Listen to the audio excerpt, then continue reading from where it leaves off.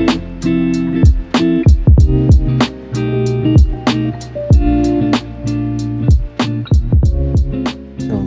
day everyone. Today I'll be explaining program flow using iteration statements. So, ano nga ba ang iteration? Iteration means repeating a set of instructions, but instead of writing the same code multiple times, we use our loops. So, ano nga ba ang loops? Loops make programs repeat tasks automatically. So, we use loops to make our programs do the repeating for us. So, you'll see that loops save a lot of time and make programs shorter and cleaner. And avoid typing the same code repeatedly. Examples are counting numbers, printing, and calculating totals.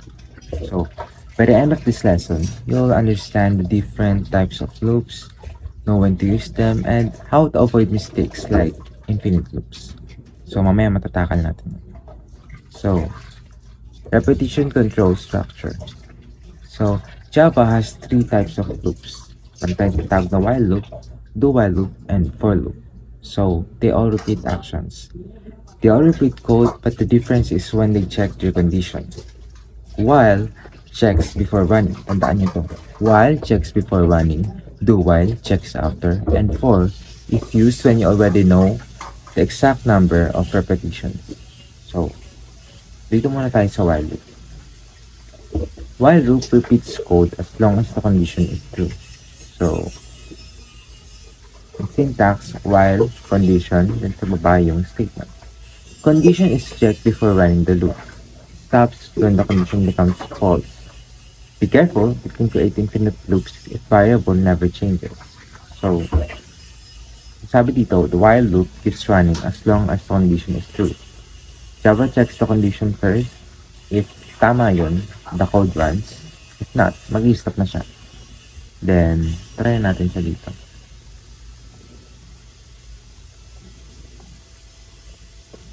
By the way, I'm using apat NetBeans nga pala.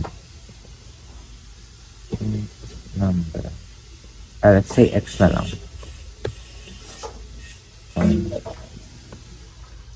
While number. Hanggang 5 lang. Try natin. Then, open curly braces. System. In. Ln. No. Mali.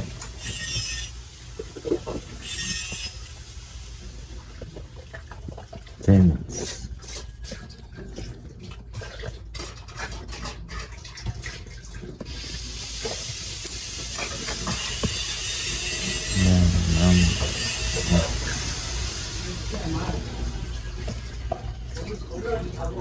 Curly braces, huwag kakalimutan. So, ayan. Try natin.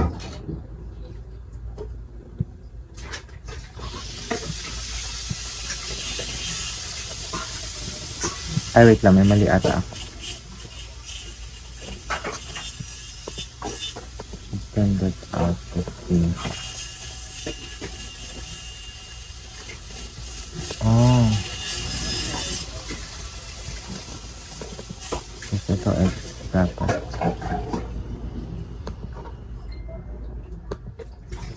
X. And nakalimutan ko yung parenthesis here. So, take notes na lang sa mga pagkakamali. Then try natin i-run. Boom. You see that it comes up until 5 since sabi natin it should be less than 5. Then kapag greater than 5 na, mag-i-stop na siya. So, try natin iba pang examples. How about, let's say, countdown, pababa naman.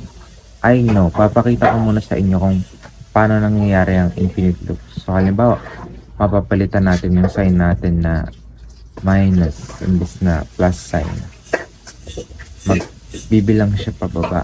Then, ganito yung mangyayari. As you can see, magtutuloy-tuloy lang siya kasi nga tama yung nasabi na magbilang pababa. Ang problema doon, wala tayong sinabi kung kailan siya mag-i-stop. So, magtutuloy-tuloy lang siya, puro negative. Hanggang sa hindi siya matatapos, eventually, magbibilang lang siya ng magbibilang. So, be careful na lang din kapag magta-type tayo para maiwasan natin yung mga ganitong cases. So, try pa natin ibang samples. Let's say hanggang 10.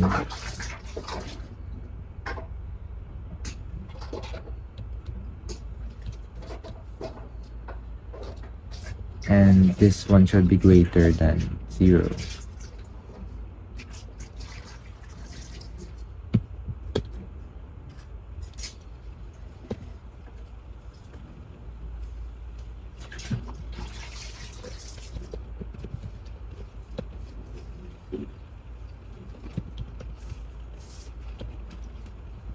Oh, excuse me, I have typo.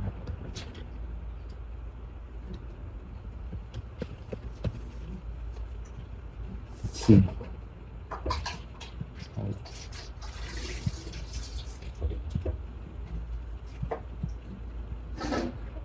There you go. Nag-count siya ng 10 to 1. Then, kapag hindi na kasi siya greater than 0, mag-i-stop na siya. Hindi siya aabot ng negative kasi nagsabi tayo dito ng condition na it should be just greater than 0. So, I hope naiintindihan nyo. Ganun lang sa while loop.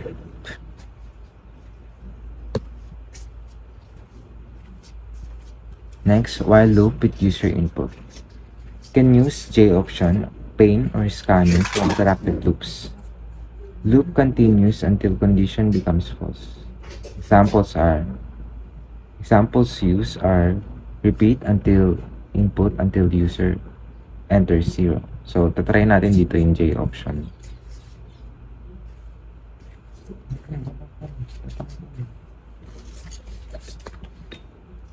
So, tatry natin dito yung J option.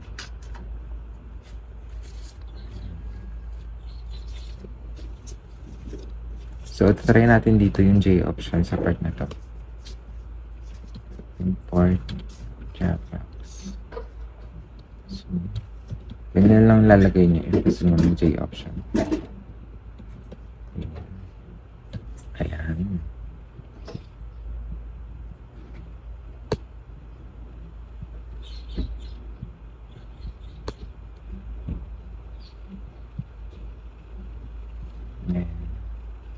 Integer na lalagay natin.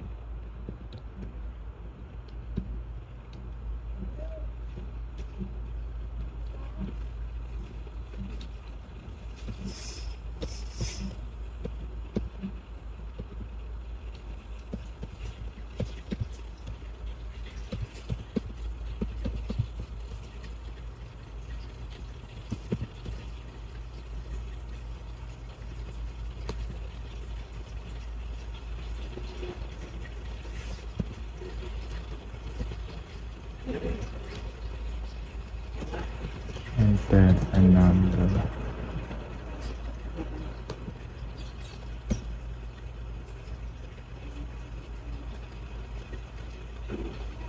No, mali. Isa pa. Bal na natin ito. What? Number. Ito siya mag-start.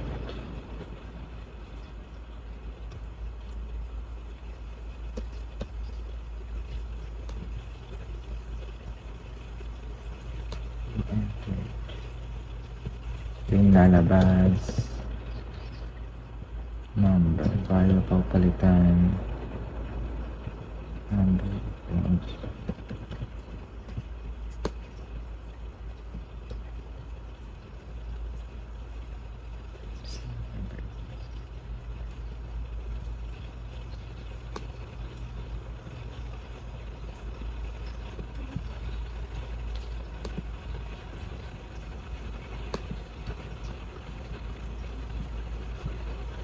Copy paste na lang para mas madali. Then,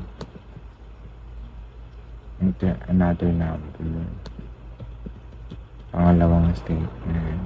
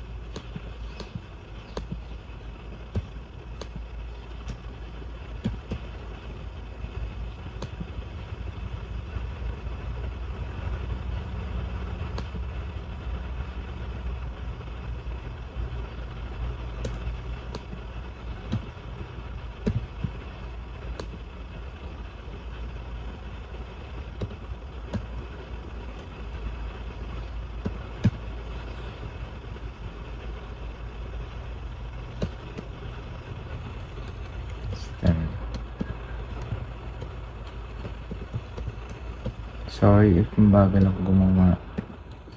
Then tapos na. And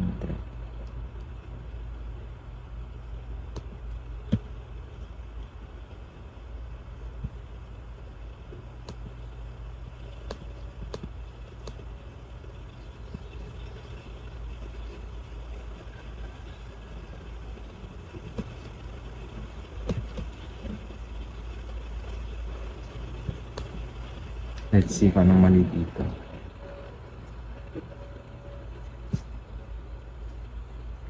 Enter a number. One number.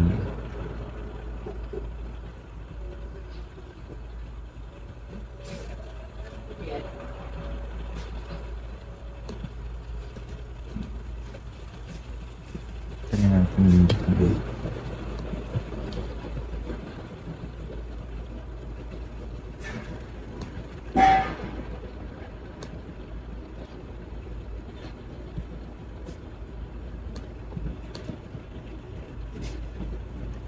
Let's see if it stop.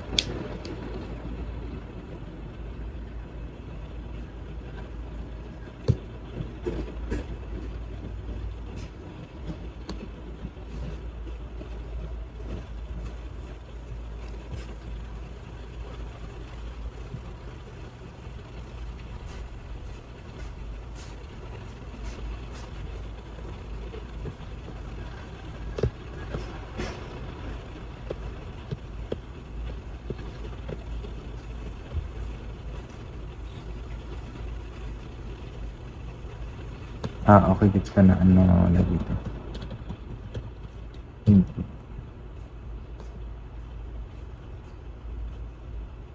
Yan, ayun. Try natin siya mag-run if gagana yung J option natin.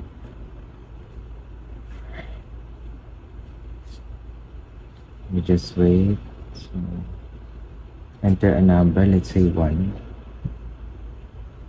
Enter number, let's say 28. 0, if gusto natin mag-start.